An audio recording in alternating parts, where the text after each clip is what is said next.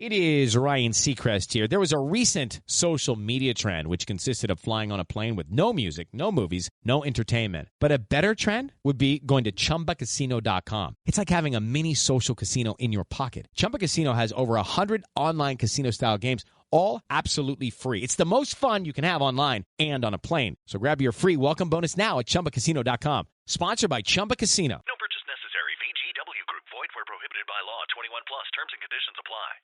Going to the gym can be discouraging, especially if you're putting in the work but barely seeing changes. But with Tonal, you can actually see your progress with every workout. Tonal provides the convenience of a full gym and the expertise of a personal trainer anytime at home with one sleek system. Designed to reduce your mental load, Tonal is the ultimate strength training system, helping you focus less on workout planning and more on getting results. No more second-guessing your technique. Tonal gives you real-time coaching cues to dial in your form and help you lift safely and effectively. After a quick assessment, Tonal sets the optimal weight for every move and adjusts in 1 pound increments as you get stronger, so you're always challenged. Tonal lets you choose from a variety of expert-led workouts, from strength to arrow hit to yoga and mobility to keep you coming back for more. For a limited time, go to Tonal.com to get $500 off your Tonal purchase, plus a free 4-year warranty. That's Tonal.com for $500 off, plus a free 4-year warranty. Tonal.com.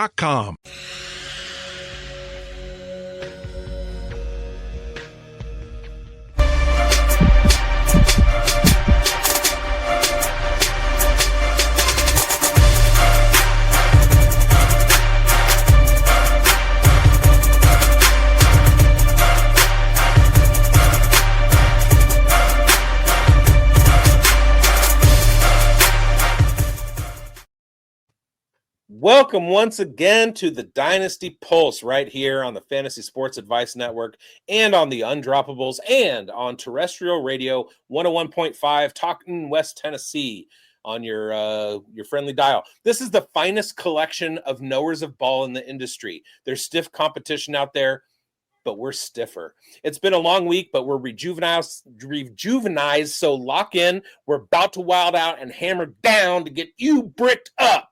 I'm bigz, and with me in the Hall of Ball Knowledge, my clowns from the same circus. We got Coach, we got Chev, we got Grindberg, and we got a special guest. How are you guys doing? Great. Bricked up. Phantasmal. Well, let's get our But before we get to our guest, let's just break it down for a minute. Yeah, let's do it. All right, you guys. We have a very special guest tonight. As you all know, this show started off as just Mike and I as the Dynasty Pulse on the Fantasy Football Plus network. That Fantasy Football Plus network was started by our guest, the venerable, the illustrious Bradley Stalder. We're beyond excited to welcome him. He's the news desk director at Player Profiler. He's the host of Stack Hunters and Man vs. Machine, and one of the most respected analysts in the fantasy football space. He's known for his data-driven insights and elite projection accuracy. Bradley has delivered 7 top 15 weekly finishes in the Fantasy Pros accuracy rankings, including number 1 overall in week 17 of 2021. Beyond the accolades and sharp analysis, he has had a profound impact on all of us personally. He helped all 5 of us get our start in this industry, played a huge role in launching the Dynasty Pulse. His mentorship, support, and belief in developing new voices in the space have made him a true pioneer and someone that we are forever grateful for. We're tapping into his deep well of knowledge tonight to break down off-season developments, value picks, winning strategies for the 2025 season, all with the trademark insight that's made him a fan favorite and a go-to resource across redraft, best ball, and dynasty leagues. Let's welcome to the show, Bradley Stalder.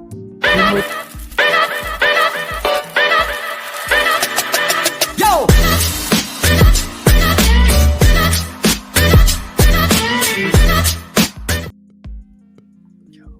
What's up, Bradley?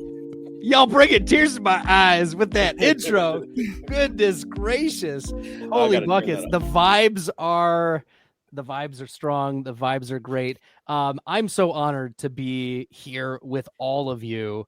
And, you know, it's beautiful, the things that you have built yourselves. Like, you've said the yes. You've put in the work. You've done all the heavy lifting. And it's just so great to see all of you where you are right now. So, you know, all the glory given. And yeah, it's great to be on here. Thank you for inviting me here on the Dynasty Pulse. It's like a mama duck swimming with her little ducky chicks. Like, look at them go. I love it, Bradley. Bradley, thanks for coming on. You've been a huge inspiration. Big said it so well in the intro there, but tell everybody what you're up to right now, what you're doing with Player Profiler, and all the big things you guys have going on there. Sure, absolutely. The news desk, if you guys haven't checked out playerprofiler.com/news, that's your go-to place for news. We get multiple news items out for you every day. It's quality analysis. We've embedded some videos in there as well to support your analysis. It's a great way also, if you are new to the industry and you want to get your feet wet and build up your skills, both from a content creation standpoint, but also from just comfort in how you speak and articulate your opinions in this space. The Player Profiler News is a great way to get your in there, and Player Profiler overall is a place where many people have grown in this space. So playerprofiler.com/news, check it out, bookmark the site because it's a great site. And I just hopped off Stack Hunters. That's why, running a couple minutes late. Stack Hunters, a best ball podcast. My co-host, Dan Williamson, offers the high stakes insight. And I'm just your normal average projections guy who, likes to argue with Dan, and not so high stakes. I don't know. Like, Dan goes into these like $1,000 entry all the time, these drafts. And I'm like, man, I couldn't do that. Like, my poor wife, she would have a heart attack just if she saw the amount of money that is going into this. A lot of these are promos. A lot of things, go in that way. And that's why, I'm able to do many of the things in this space is the support from other platforms. But man, oh man, I couldn't invest in that way. The bankroll is just not high enough at this point for Bradley to be doing it. But man versus machine is a different story. For over about a year, Ryan Reynolds was my co-host, and now Wyatt has stepped in as my co-host for Man versus Machine, and I'm the machine, right? Shout out Brian Wilson, former Giants reliever. Rack him. Yeah, I think Bill is the one that I did a versus article with last year. My Lad McConkey versus his Deontay Johnson. Love it. Ooh. Oh, well, we know how that turned out. Yes. Swimmingly. All right, Bradley. Well, it's time to get into the nitty-gritty of this show where we are going to probe our experts. So we're going to get this started.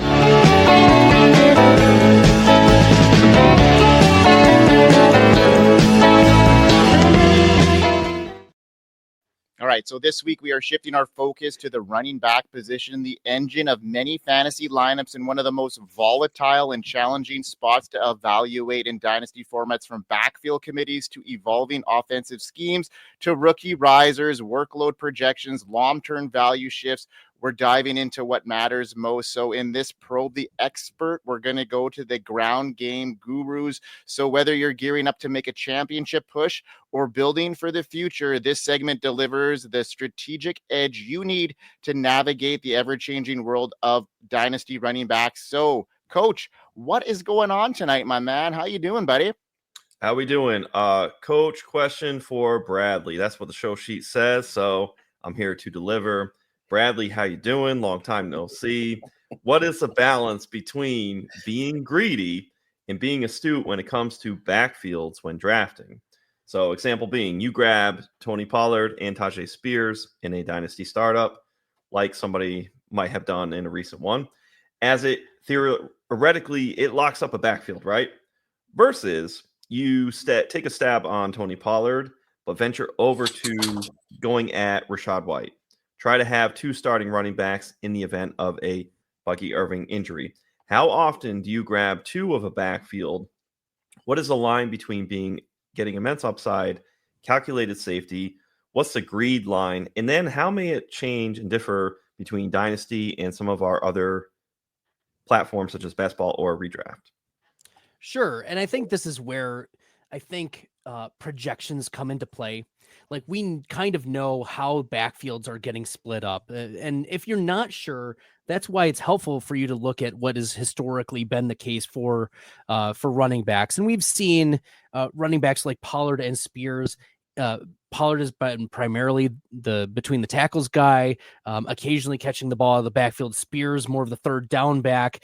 He's not built that way. That's not his profile. And so you have the pedigree of Pollard, you have the draft capital of Spears, but I don't like, in most cases, locking up a backfield for like the bottom 10 type of offenses. Like the pathway for winning for that running back is not high. And even if you get the handcuff, the pathway for that handcuff is what, at best 80%, 90% of what the starter was. And they're probably not going to be able to handle the full workload. Maybe it's 1 week and you just need 1 week to step in. But from a dynasty perspective and a macro perspective, if I'm locking up a backfield, I want it to be number one, a high offense backfield, at least like a top 10, maybe at least a top half offense in the projections. And the other part is clarity of roles. Like right now, Derrick Henry obviously he's an older player in the dynasty streets. You can probably get him, but we know he's a mega producer. Who's the running back two? Well, it's Justice Hill. That's how like we've seen it play out. But could it be that Keaton Mitchell takes a step forward? It's possible. It's not without question that he is actually the better, like, one-to-one handcuff for Derrick Henry. We don't know, though. Or is it Rasheen Ali, another player? That is possible. It's not a 0%. The issue that you have with trying to lock up something like the Baltimore Ravens backfield is you just don't know. Like, you have to have a player stand on a Keaton Mitchell or a Rasheen Ali, or you have to be a Justice Hill believer and then pair him up with Derrick Henry, because you're not going to clutter your roster with 3 Baltimore running backs on the off chance, right? That's why in most cases, give me the Pollard and Rachaad White pairing if I'm like making the coin flip of who am I going after, because the pathway for hitting, like if we're playing the probabilities, Pollard could hit. You could also have Rachaad White hit independent. Yeah. Right. But Tazi Spears would be dependent upon a Tony Pollard injury. And then you already have Tony Pollard on the team. So you're already having to move like him off the roster. It's a 1-to-1. So when I'm playing the probabilities, and these are either lower backfields or unclear depth charts, I am taking shots on other teams, allowing the probabilities to fall that way. Rack him. Chev, what say you? Well, I don't like hearing that the Titans are a bottom 10 unit. That hurts my heart, even though no matter how true it was in 2024 with the Mayo meme master at the helm. I like the approach. I absolutely love the approach there. My question is, I guess the question would be like, yeah, you're getting you're diversifying your portfolio, the portfolio of this particular team when you're moving from a Tony Pollard to a Rachaad White, because you're not going to be bought into that backfield per se. I think there's some unique scenarios where you can buy into 2 backfields, like San Francisco, which is purely a handcuff play for a guy like Christian McCaffrey, because he gets double-edged tendonitis in both knees and Achilles, and they're going to run the ball until he can't, until his feet fall off or something. And then, like you mentioned, you hit the nail on the head. Like, it's got to be a high output offense. Like, nobody's going to go grab Cam Scatterbo and Tyrone Tracy. Or if you do, like, what are we doing? So yeah, I love the point about the offensive output kind of being the driving force behind whether or not you're going to invest dually in that backfield. Yeah, agreed. Hey, I do love the Keaton Mitchell play though. No. I talked about him on our show that we recorded earlier, Grindberg and I, and that he has the opportunity, he has the ability to create a Jahmyr Gibbs type kind of vacuum in which his efficiency is so high that the Ravens, if for some reason he has to step in and have some reps, the Ravens go, okay, we have an absolute baller on our hands, right? We know what we get with Justice Hill. We know what we get with Rasheen Ali, but Keaton Mitchell is special. Watching him squat like 500 pounds, like after removed from knee surgery, like the dude is built different and he's explosive. Although he's still under 200 pounds, he has that Devon A. Chan, Tyjae Spears profile. He's not like a 25 carry a game guy, but his efficiency is so off the charts as far as his fantasy points per touch. He's my play in that backfield, but that's I digress. Bradley, follow-up question on that. You mentioned if it's not a top half offense, what would be a backfield where you'd be like, yeah, I want to roll with both backs because I'm getting value at the top half? Yeah, as Chev said, I think San Francisco is the obvious one. That's certainly a play that is very interesting. We've seen Garendo, or even your 0-0 Patrick Taylors, get some fantasy points in that type of offense. But another example, and I think y'all will agree with me, is Atlanta. You have Bijan Robinson, who is clearly the number one. He is RB1, RB2, RB3 in Dynasty. I'm not going to haggle with anybody over it. But Tyler Algier, I am okay with rostering Tyler Algier on a Bijan Robinson team because we know what Tyler Algier was able to do before Bijan got there. He was efficient, over 1,000 yards rushing. He looked great. And it is a 1-to-1 replacement with, he's not Bijan Robinson, but he's still a top 10, top 12 running back if he gets the opportunity on a weekly basis. So to give another example, I'm good with Tyler Algier and Bijan Robinson on the same dynasty team. One of the worst days of my life. What about Miami? What about Jalen Wright and Devon A. Chan? I'm not convinced Jalen Wright is good. Same. I'm not convinced. He could be. I'm just not convinced yet. And Ollie Gordon, this is the lack of clarity of the depth chart. Ollie Gordon is Chuba Hubbard 2.0. He could be good in a couple years. Oh, he's gonna be. He could be. He could be. The amount of hedging that you have to make for the players behind Achane is the exact reason why we should not be rostering Achane and another Miami back. That's fair. The other part is Alexander Madison is still on this team, and he's a pro's pro. He is a Jag.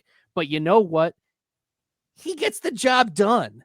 That's the issue with Miami, is that they have 3 running backs behind Achane that in theory could do a job, not Achane's job, but could do a job in that backfield. And that's why I wouldn't have any Miami if I had Achane.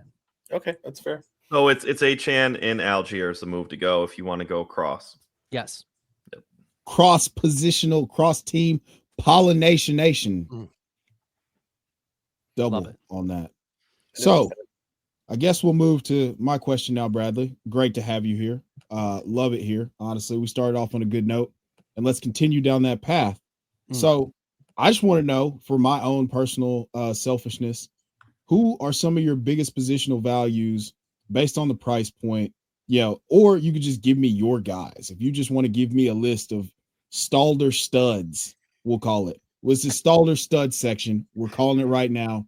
Give me your studs, then follow that up. Give me your duds, guys who, because we can't be reasonable on the internet, I will paint it as though you hate them and would never draft them under any circumstances, because context is not important. Go ahead, Bradley. The floor is yours. I mean, that's the move, right? We can't clip it if there's not a hot take, right? This is it. And I'll start with my biggest value in the Dynasty streets. And I think it's a player that has just been forgotten about so much. This is the RB10 on Keep Trade Cut. He is like, so I like Keep Trade Cut's perspective for the market. Like, I may have my opinions about a player, but at least it gives what the market is saying about a particular player. And this is the RB10 right now, and he's Breece Hall. The pathway for Breece Hall to reclaim top 4, top 5 exists very strongly. And there is no reason that Bucky Irving should be ahead of Breece Hall in Keep Trade Cut. He is extremely talented. He had over 15 fantasy points last year per game. And it was a bad year. It was a bad year on arguably the worst team. Yes, Aaron Rodgers was like the quarterback there, and he played admirably with how bad this team was in the New York Jets. But now you have a reclaimed offense. You have a team that is, they have a plan. You might disagree with the plan with Justin Fields. You might disagree with it. You might think Justin Fields, you might have wide range of opinions about whether Fields is actually good at NFL football. But the Jets are going to plan around him, and that's going to be a lot of fun, seeing Breece Hall and Justin Fields just running the bejeebies out of the ball. So I think this is a player that is extremely mispriced, a good value, and an easy click, not only in the dynasty streets, but in best ball too. He's going, like I came off of a draft with Fantasy Dog Pound, Fantasy Dog Pound, and Breece Hall went 36th overall. That is generational wealth that is being created in the best ball streets. So yeah, we are here for Breece Hall as getting back into that top 5 conversation. There's no reason that Breece Hall should be behind Omari and Hampton this year in the dynasty streets. No, Breece Hall is rejuvenized. So give me I'm not going to give you a laundry list. I'm giving you the value. The play. This is the play, is Breece Hall. All right. That's an interesting one. I see a lot of people on the Breece Hall train. I see Chev really excited about it. Big's really excited about it. Are you worried about the upside of them being in scoring positions? The fact that, Braylon Allen came on pretty tight last year, especially in the red zone. Isaiah Davis has also been there. They got a new coordinator as well in the mix here. None of that shocks you or concerns you at all?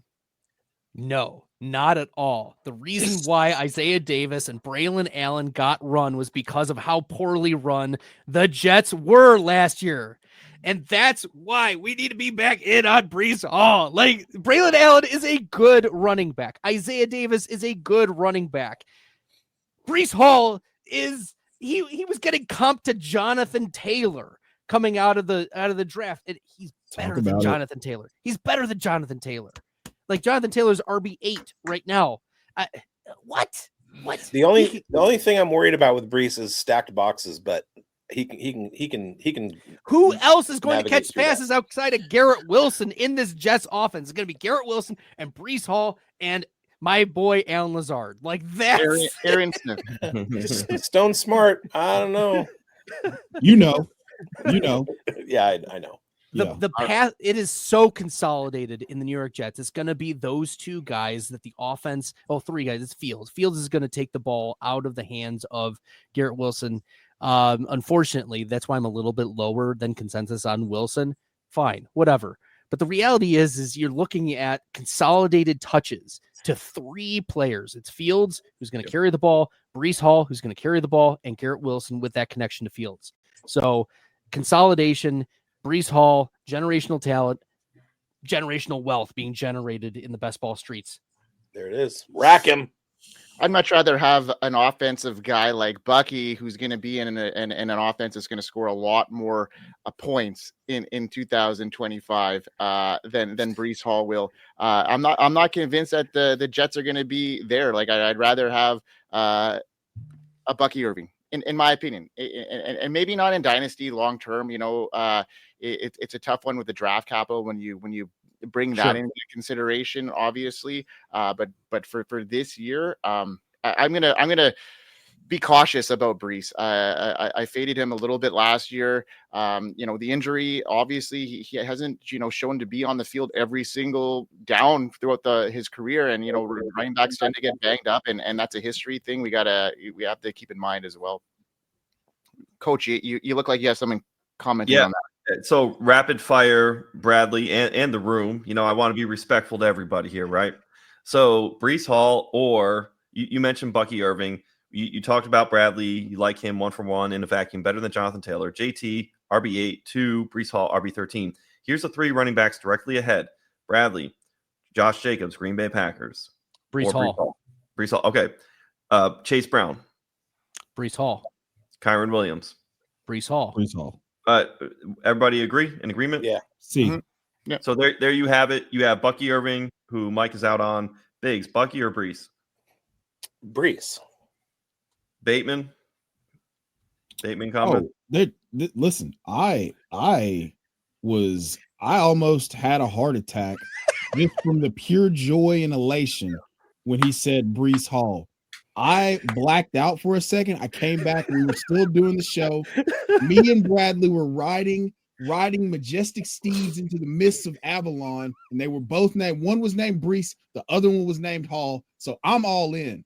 I love this. I love it here. Oh, there you have it. You have a follow-up there, Chev? Yeah, I wanted to point out the fact that the Jets the last 2 years have been 30th in team run plays per game. And then last year they got even worse and were 32nd in team run plays per game. We know Aaron Glenn is going to come in and establish it. So we can only go up from here. Like 30-second bad? Carries. Say what? Is 30-second bad? 32nd. There's only 32 teams in the NFL. So if you took, I don't know. Ask Derek Carr. Derek Carr's math is something that I couldn't be less interested in if I was in like a jigsaw trap and like Derek Carr had to do some math to get me out. I would be like, just saw off whatever it is that you're going to take from me so that I don't have to listen to this anymore. But yeah, 32nd, bad. Okay. 31st or 30th, bad. Brees Hall. Oh, now you're talking Raiders. Up. Yes. Stock up for Brees. All right. You know what is the stock up? Is a fantasy sports advice network community, and we're going to hear from our sponsor right now. We are here. FantasySportsAdvice.com, offering the best fantasy sports social media platform. Why join endless Discord communities or the trolls of Reddit? Fantasy Sports Advice is a community designed to help you win with 24/7 support. Go to FantasySportsAdvice.com and become a pro member for unlimited access. Again, go to FantasySportsAdvice.com today. Now, you, dear viewer, are asking yourself, why should I do that? I'll tell you. With a pro account, you get access to some of the best creators in the industry. You also get a link. It's down. Wrong one. We need a producer. FSAN shop. There is some incredible merch, including Dynasty Pulse merch, Fantasy Forecast merch, FSAN merch, team-related merch, fantasy-related merch. It's all there. But more than that, coming up in August and September, we will be having the drafts for our jersey leagues available to pro members.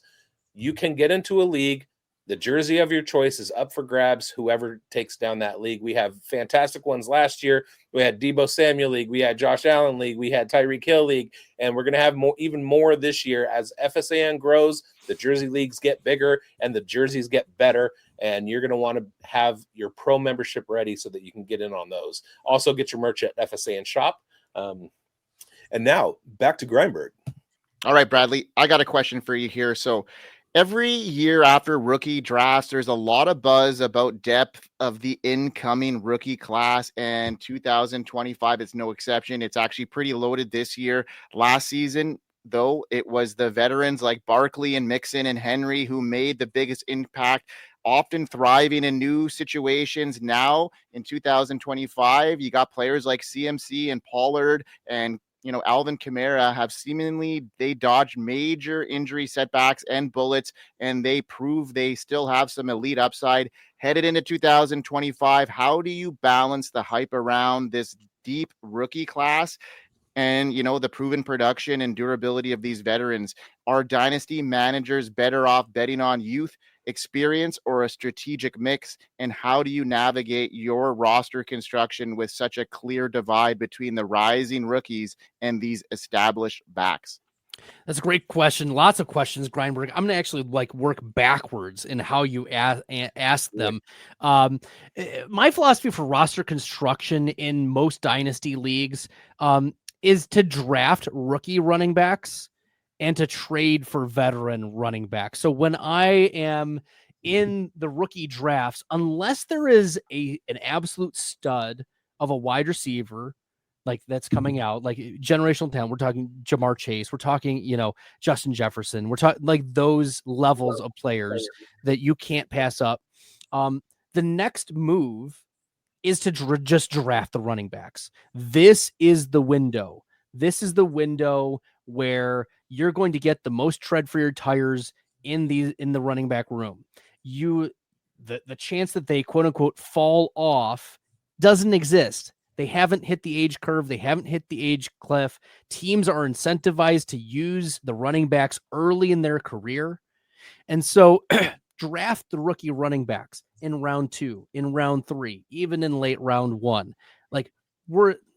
Worst case scenario, it turns into a Roshan Johnson situation in your 1-2 turns from a couple years ago where, he hasn't really hit, but he's still alive. He's still alive. Whereas you look at, the 1-2 turn from a few years ago, and it was Henry Ruggs. It was Jalen Reagor. The wide receivers bust I see Chev just slayed right now. And that's the whole point, is these running back, you target running backs in your rookie drafts. If you want veterans, trade for them later, because one of the stickiest things year to year is a running back, especially a starting running back's rush share. They're going to continue to be used in a particular role year to year, but it takes time for the coaches to be comfortable using them in a particular way. Occasionally you have your exceptions every year, but now we are more comfortable with Bucky Irving handling 50+% of the rushes. We're comfortable with that going. And that we were able to get him in round 3 of rookie drafts last year. And you're going to miss, you're going to hit, but the chances that a wide receiver in round 3 hits at any time is almost zero. Not the case for these running backs in round 3. They might hit in 2 years. They might hit in a year. They might hit in 3 years. We might be dealing with a Chuba Hubbard scenario, right? You just don't know. So last year, I poured resources into Blake Corum, not just because I'm a Blake Corum guy, but also because you want these running backs. So draft these running backs, hold on to them, and allow them to grow. You got to give them a little time. Time takes time, It's a Ben Folds song, right? Time takes time. And that's what these running backs are. If you want to target for your championship run, a Derrick Henry, James Conner, Tony Pollard and Alvin Kamara, go for it. You can trade for them. That's fine. But draft the rookie running backs in the dynasty startups, and you trade for the veterans later, maybe throughout the season, because the veterans aren't going to really lose their rush share. You're just going to continue to get clarity. And especially if these rookie running backs haven't, usurped them at all. So that's how I'm attacking it. In terms of the veterans that stayed healthy, that just happened. That just happens sometimes, and I think it was just the right side of the injury variance for many of the veteran running backs last year. Well, I'm supposed to comment here, and I'm kind of upset at Mike because I had my question in before he did, and his question is so highly related and correlated to mine. It kind of takes a little bit of the wind out of my sails. So I'm just going to, instead of commenting, I'm going to roll into it and then comment. How have the recent performances of Barkley, Henry, Connor, Jones, etc., shifted the idea of the RB age wall? Have we entered an era where we'll be seeing older running backs viable longer? and still worth the draft capital in startups or late season trades? Or are we wanting to hold fast to the 3-year window and 28-year-old age cliff traditions where you only hold on to a running back for 3 years, 3 seasons, and then you get rid of them? Some of the things in your previous answer that you were talking about, you brought up Roschon Johnson. I'm going to throw Kendre Miller into that mix.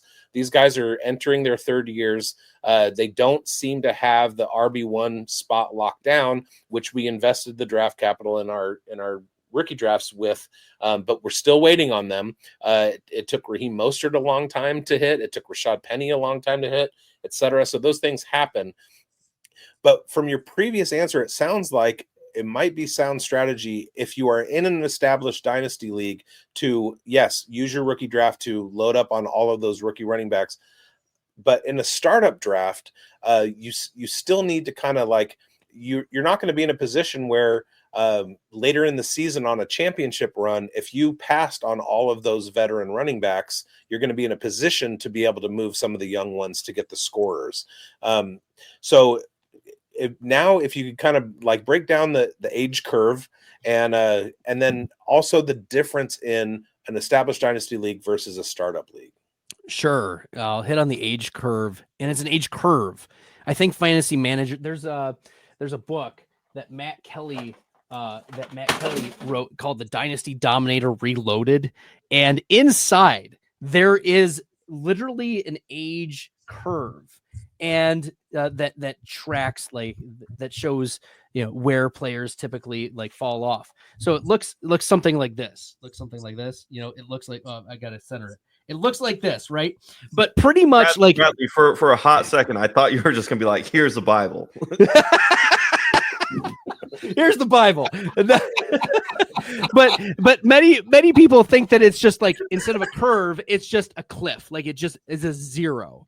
And that's not true. And I think it's even more untrue right now because of how NFL teams are handling backfields. Right. It is extremely rare for a team to give a running back more than 65% of the rushes in an offense. In fact, there was only 1, maybe 2 running backs all last year who had above that threshold, and that was Kyron Williams. He was 70% last year. There were 6 running backs who had 60% or more. So in seeing how NFL teams are divvying up the rush share, not only to other running backs, but also pulling rushes out of the running back room and putting it in the quarterback room. We've seen an increase in mobile quarterbacks, the Drake Mays of the world, the Justin Fields of the world, the Jalen Hurts of the world, the Josh Allen. I can keep going.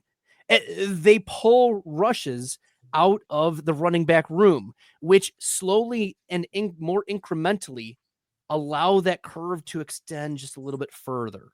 So I'm okay with that, with going after these older running backs, especially if you view like, yeah, I want to win year 1 or year 2. Like, you always want to win, but this allows you to attack players that have proven rush share and opportunity in their respective team. You have Barkley, you have Henry, Connor, even Aaron Jones is a 50+% rush share type of guy. And I like JP Mason as much as the next guy, but it's still Jones as the running back 1 there. So yeah, give me the guys who have shown that they've spiked. All they need is 1 game of opportunity in the right environment, in the right offensive environment. Boom. Yeah, we're here for that. And that kind of mitigates the total scoring at the running back position, since we have fewer 250 to 350 carry guys. We have smaller snap shares or smaller touch shares for the running back position. It brings the overall total points that you're getting out of your RB1 and 2 back down, but they are still outscoring the guys behind them. Right. Awesome. Hey, and great point. Biggs, you have talked about it before. It's okay to go and win your league in year 1. And I was juxtaposed with that in the Dynasty startup that we had going on.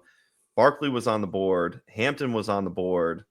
and I was in the middle of the round, and my heart wanted the youth of Marion, but then I was like, oh, I kind of like that experience. You know, like the guy in Just for Men, where it's like a little bit of gray. It's like, oh, he's got some wisdom, but he has some youth. You know, I like his energy.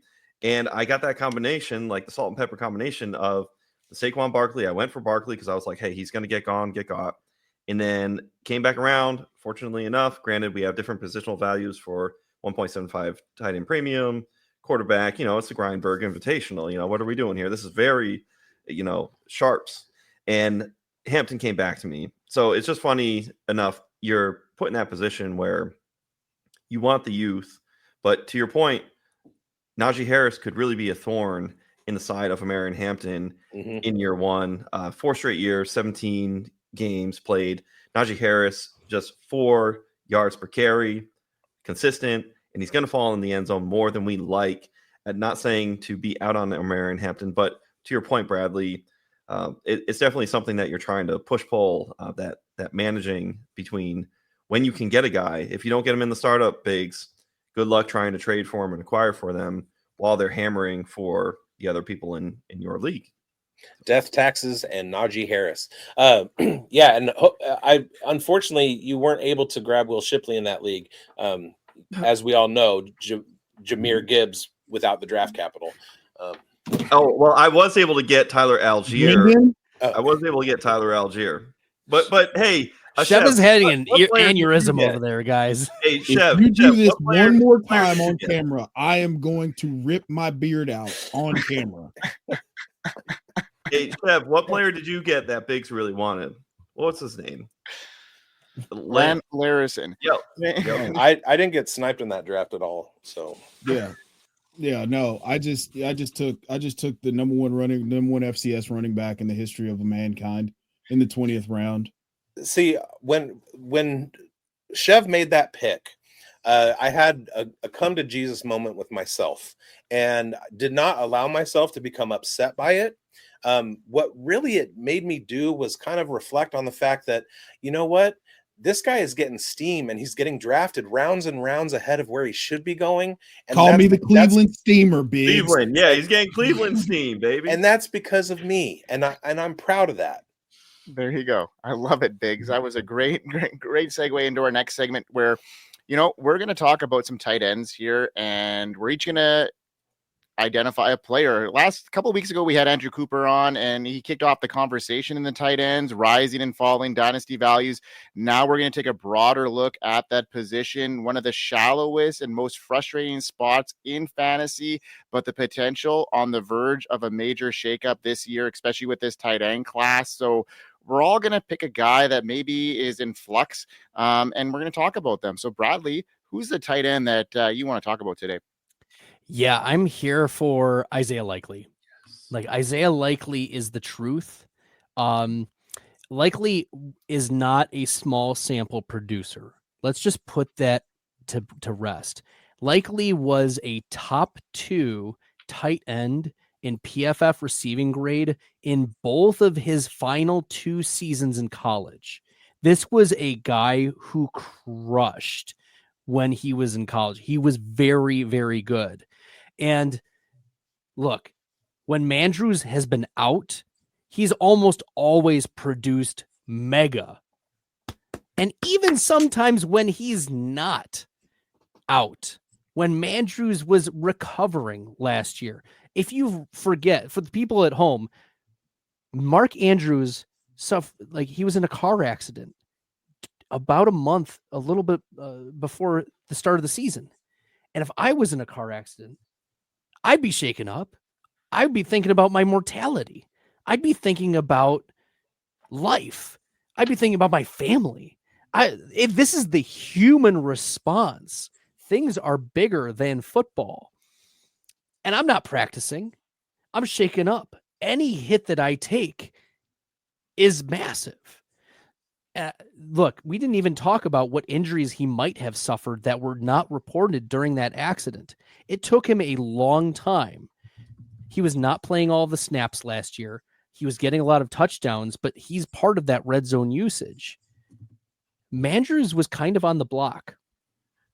this off season in the trade block. Nothing's materialized yet, but Likely is objectively very good at football, and he's been good for a long time. He's just been behind Mark Andrews, and now we've seen it time and again. We know that tight ends take a while to mature. We've already been given the crystal ball of what Isaiah Likely can be. Isaiah Likely easily over Kyle Pitts in Dynasty. That should not be a hard or difficult take, even though he's behind Andrews. And so give me Isaiah Likely as the guy you want to be targeting right now before Mark Andrews moves on. Shout out to the Coastal Carolina Chanticleers. Yes. So Isaiah Lissan Al-Gaib is a beautiful selection here. I personally like to call him what the Germans call him, La Verdad. That's German for truth.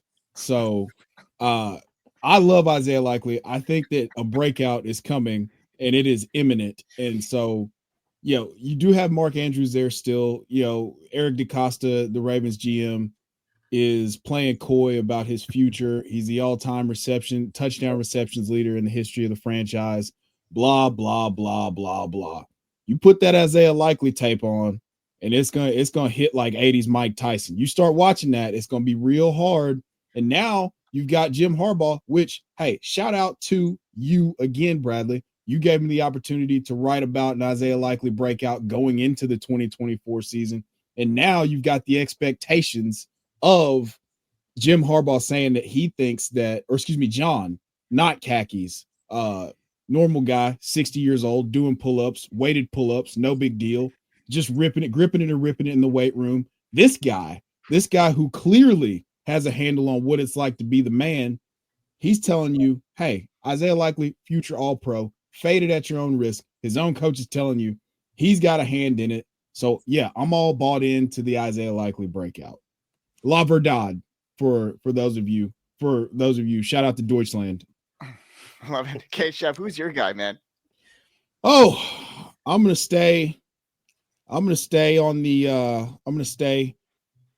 the eastern side of the United States, more central, if you will.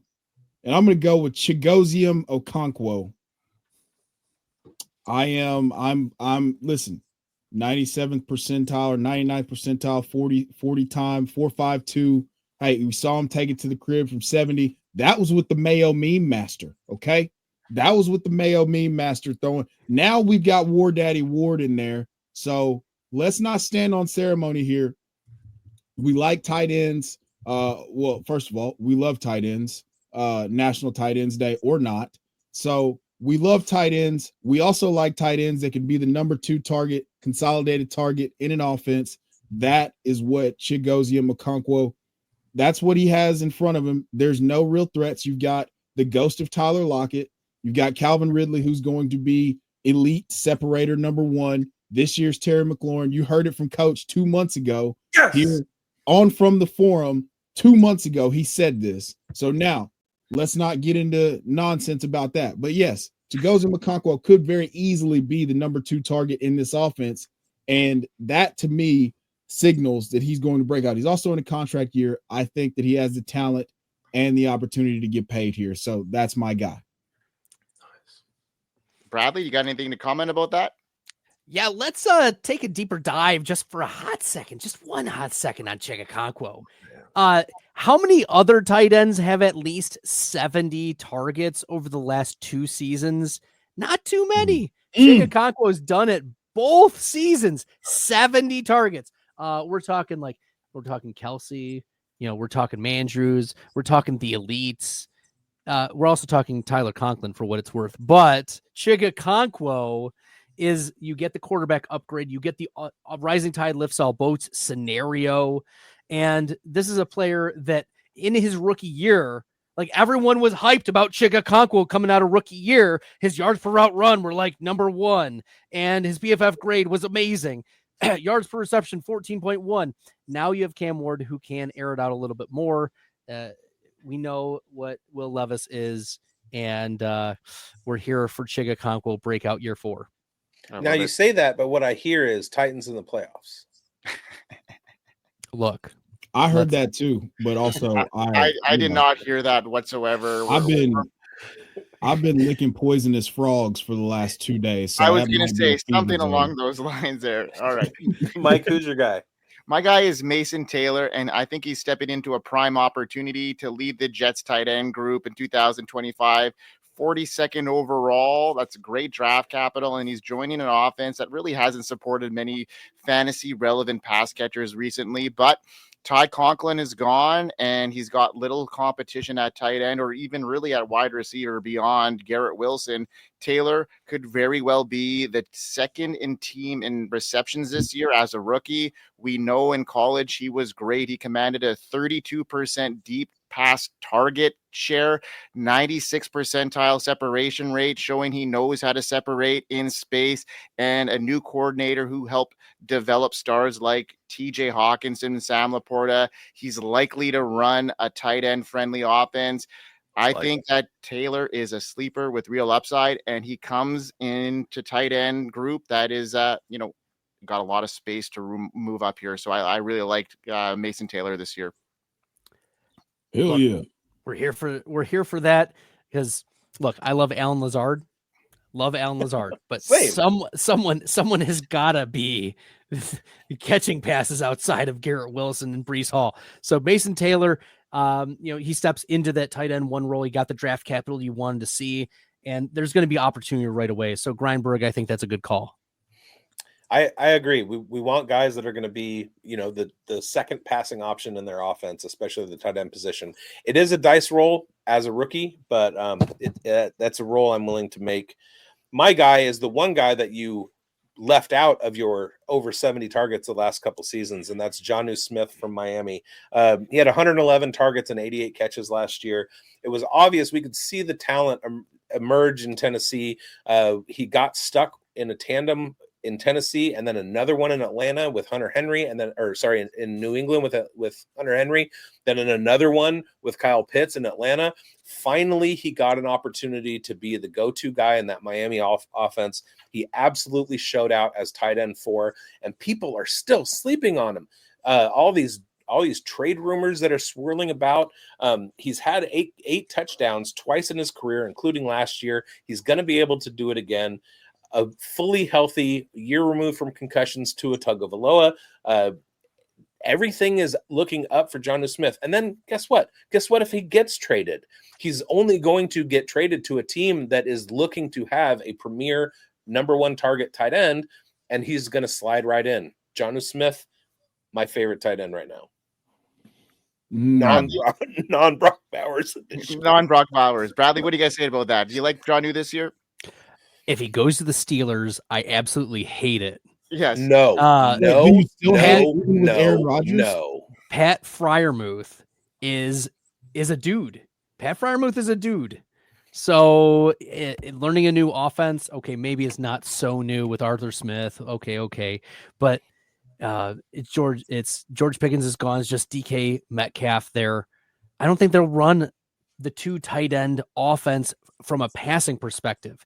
Yeah, would they do it with the rushing? Sure.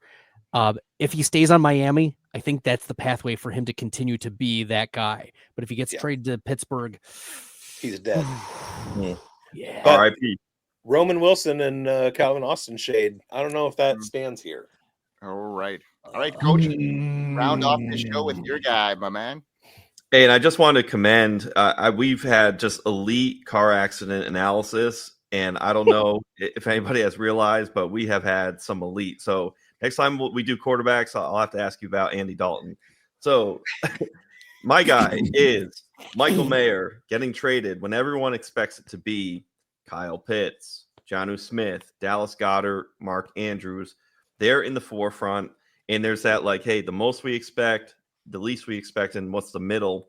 I think in the middle could be somebody like Michael Mayer. Michael Mayer could absolutely start for probably half the teams in the league, at least 10 of them. It's just a matter of opportunity, getting in the right spot. We had last year, he was due to ascend. I had him really high in the rankings. And then, of course, Brock Bowers torched that. So my appeal would just be somebody like Michael Mayer is very cheap and just very attainable, sly under the radar, and acquisition cost very subtle to get on your team and your roster before he appears elsewhere. Bradley, what do you think of the probability of Michael Mayer getting traded? I've been waiting since March for a Michael Mayer trade. Like, the memes have been flowing. The skeletons have been hanging out. As a Notre Dame, you're speaking my language as a Notre Dame guy. Michael Mayer, free Michael Mayer. Let's all pound the table. Free Michael Mayer. Free Michael Mayer. Michael Mayer. There we go. Michael Mayer. He's not going anywhere. No. Oh, Bradley, man, thank you so much for joining us on the Dynasty Pulse. Man, I can't even thank you enough for everything you have done for me personally in my career as a content creator. Like, I wouldn't be here without you. I sent you a long email before, but I meant every word of that. And I really, really do appreciate everything you've done for me personally and for this show. So thank you so much. Tell everybody what you're doing right now at Player Profiler and everything you got on the cusp for 2025. Yeah, we'll be doing rankings, Player Profiler, do the projections there along with Evan and a few others and the team. Playerprofiler.com/news, Stack Hunters, Man versus Machine, the news desk. It's great, guys. Thanks for having me on. Till next time. Awesome. Bigz, do it, buddy. Yeah, if you haven't, check out my Unhinged show on the Undroppables. Yesterday, I made Michael Mayer my #1 tight end handcuff to own. Other than that, thank you guys for watching. Go to FSAN.com to get your merch and get signed up with a pro membership. Also, go to fastdraft.app and start drafting faster. And we will see you all next week. We hope you win. Hope you win.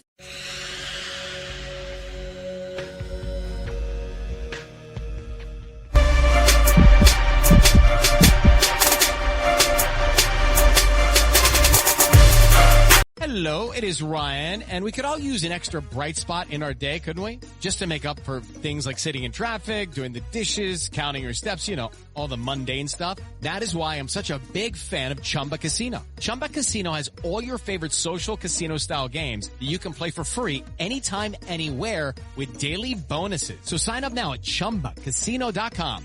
That's ChumbaCasino.com. No purchase necessary. VGW Group. Void where prohibited by law. 21 plus. Terms and conditions apply.